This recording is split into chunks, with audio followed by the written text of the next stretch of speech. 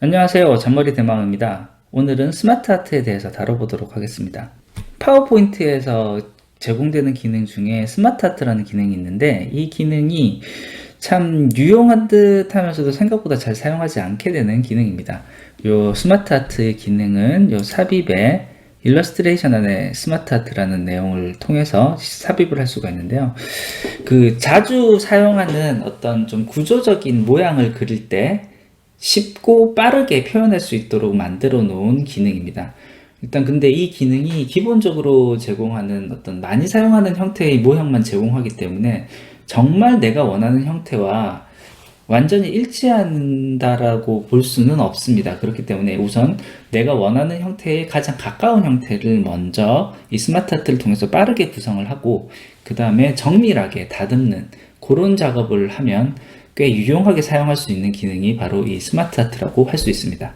여기 왼쪽에 있는 이 목차가 스마트 아트를 이용해서 만든 목차입니다. 이와 같은 목차는 이렇게 선택을 해서 보면 요 텍스트 내용을 입력을 하면 바로 요거와 같은 정해진 틀에 맞춰서 형식을 만들어주게 되어 있고 요에 대한 구체적인 설정은 요 디자인 탭과 서식 탭을 통해서 좀 바꿀 수가 있습니다. 특히 색깔 같은 경우는 요 색 변경을 통해서 이렇게 바꿀 수가 있는데 요 색깔에서도 우리가 보면은 내가 원하는 색깔이 아닌데 이런 색깔들이 구성이 이런 식으로 되어 있는 것을 볼 수가 있습니다.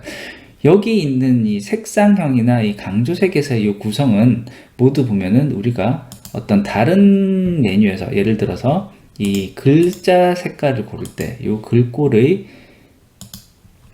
색깔을 고를 때 보이는 이 테마색에 있는 이 글꼴 순서, 이 강조하는 색깔의 순서들이 이 스마트 아트에서 기본적인 색상의 형태로 골라지는 것을 볼 수가 있습니다. 스마트 아트를 쓸 경우에는 이와 같은 디자인의 형태를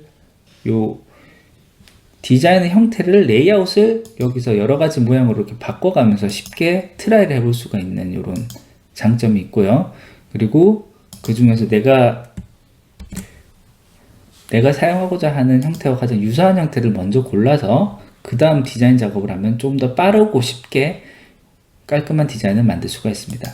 스마트 아트를 사용했을 때의 장점과 단점을 먼저 살펴보면 우선 기본적으로 제공하는 틀의 모양을 그대로 유지한 상태에서 내용을 만든다고 하면은 편집이 굉장히 쉽습니다. 지금 이렇게 세 가지 항목에 대해서만 집어넣었지만 항목을 더 추가하겠다. 그럼 여기서 바로 스마트 아트에 줄만 하나 더 추가해주면 이렇게 4칸으로 만들어주면서 그거에 따른 크기 비율과 모양까지 이렇게 바꿔주면서 색깔 변화까지 정해진 틀에 따라서 자동으로 바꿔주는 이런 기능을 제공하고 있습니다. 이 테마색은 이 디자인에 있는 테마를 고르게 되면 각각의 테마에서 구성되어 있는 색상표가 모두 다르고 그거에 따라서 자동으로 바뀌게 됩니다.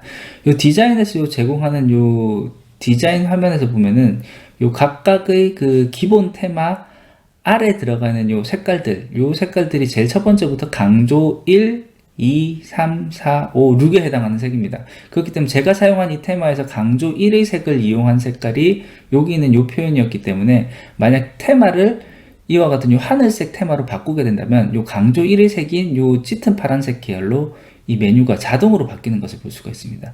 어떤 디자인을 바꿀 때 전체적인 느낌이 그거에 따라서 바로바로 바뀔 수 있게끔 이런 식으로 조정할 수 있는 이것이 스마트 아트의 장점이라고 볼 수가 있겠습니다.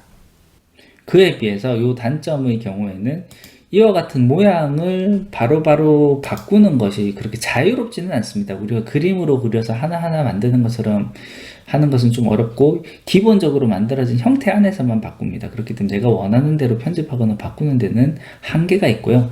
그리고 이와 같은 각각의 그림 모양에 따라 스마트 아트 모양에 따라서 삽입 가능한 항목수가 정해져 있는 경우가 있습니다. 지금 이렇게 보이는 목록형의 경우에는 총 7가지가 한계인 것으로 알고 있습니다. 그래서 이렇게 보시면 하나, 둘, 셋, 넷, 다섯, 여섯, 7가지 항목이 넘어간 다음부터는 여기 왼쪽에 X 표시가 나면서 사실상 표시가 되지 않는 이런 현상이 있을 수가 있습니다.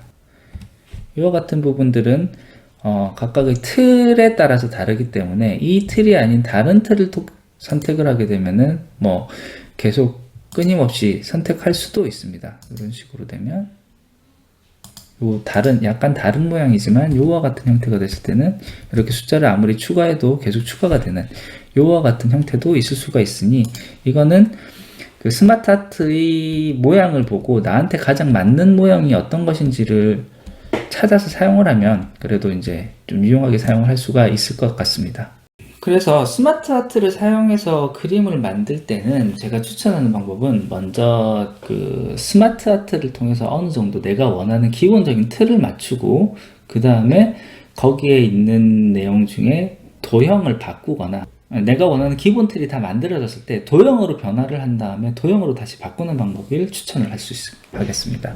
이와 같이 새 화면에서 한번 스마트 아트를 띄워 보겠습니다. 삽입에 스마트 아트를 해보고요. 이번에는 그 주기형의 형태로 이런 모양을 한번 만들어 보도록 하겠습니다. 이런 식으로 모양을 만들면 여기 항목을 이렇게 추가해서 그림을 만들 수가 있고, 5개보다 더 많으면 여기서 추가만 하면, 엔터에서 바로 추가만 하면 이런 식으로 바로 모양이 추가가 되겠습니다. 여기에 있는 내용 중에 디자인에서 색깔이 이 색깔보다는 나는 이런 색상형으로 돌리겠다. 그럼 이런 식으로 쉽게 바꿀 수가 있고요. 요 전체 그림 중에 요 1번, 요 녀석만 좀 키우겠다라고 하면은 여기서 바로 이렇게 키우셔도 이렇게 바로 상대적인 크기가 같이 조정이 되는 것을 볼 수가 있습니다. 이 화살표 모양이 나는 이 모양이 마음에 들지 않아, 방향을 바꾸고 싶다라고 하면은 이런 식으로 선택을, 그 컨트롤을 누른 상태에서 선택을 하나하나 선택을 한 다음에 서식에 들어갔을 때 도형 모양 변경이라는 게 있습니다. 여기서 모양을 바꿀 수도 있습니다. 아까 전에 화살표가 됐는데, 아니야, 나는 이 화살표 모양보다는 이 반달 모양이 좋겠어 하면 이런 식으로 반달 모양도 바꿔지게 되고요. 요거를 회전을 시키자라고 하면 전체를 같이 이렇게 회전을 시킬 수도 있습니다. 다만 이렇게 했을 경우에는 항목이 다시 추가가 되면 추가된 항목에 대해서는 기존의 화살표 모양으로 다 바꿔지기 때문에, 이와 같은 도형 바꾸기 디자인은 모든 내용을 다 입력을 해서 기본적인 틀이 다 갖춰지고 난 다음에 한꺼번에 일괄 적용을 하면은 조금 더 편하게 할 수가 있겠습니다. 이렇게 해서 기본적인 틀이 다 만들어졌다 라고 했을 때, 이거를 좀 더 자유롭게 내가 만들고 있는 기존의 모형처럼 편하게 만들고 싶다라고 하면 여기에 디자인에 갔을 때 변환으로 들어가면 이것을 도형으로 변환이 있습니다. 이 도형으로 변환을 하게 되면 이게 스마트 아트가 아닌 우리가 흔히 사용하던 도형의 형태로 떨어지게 됩니다.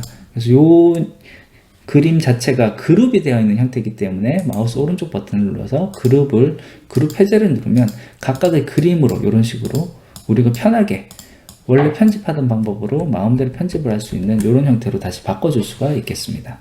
오늘은 스마트 아트에 대해서 알아봤는데요. 스마트 아트라는 것이 결국 또 만능은 아니고, 결국 어쨌든 우리가 만들고자 하는 그림을 조금 더 빠르고 편하게, 그리고 기본적인 틀에 맞춰서 어느 정도까지는 잡아주는 역할을 하는 것이 스마트 아트라고 볼 수가 있겠습니다. 우리가 정말 원하는 대로 깔끔하게 모든 모양이 떨어지진 않지만 그 모양을 만들기 위한 기본적인 틀을 잡을 때는 스마트 아트가 굉장히 좀 큰 도움이 될 수가 있고요. 그렇기 때문에 최종적으로 나가고자 하는 그림의 이미지가 있을 경우에는 스마트 아트부터 시작을 해서 기본 틀을 잡고 시작하면 훨씬 더 빠르게 우리가 원하는 모양을 만들 수가 있을 것으로 생각이 됩니다. 오늘 준비한 것은 여기까지입니다. 끝까지 들어주셔서 감사합니다.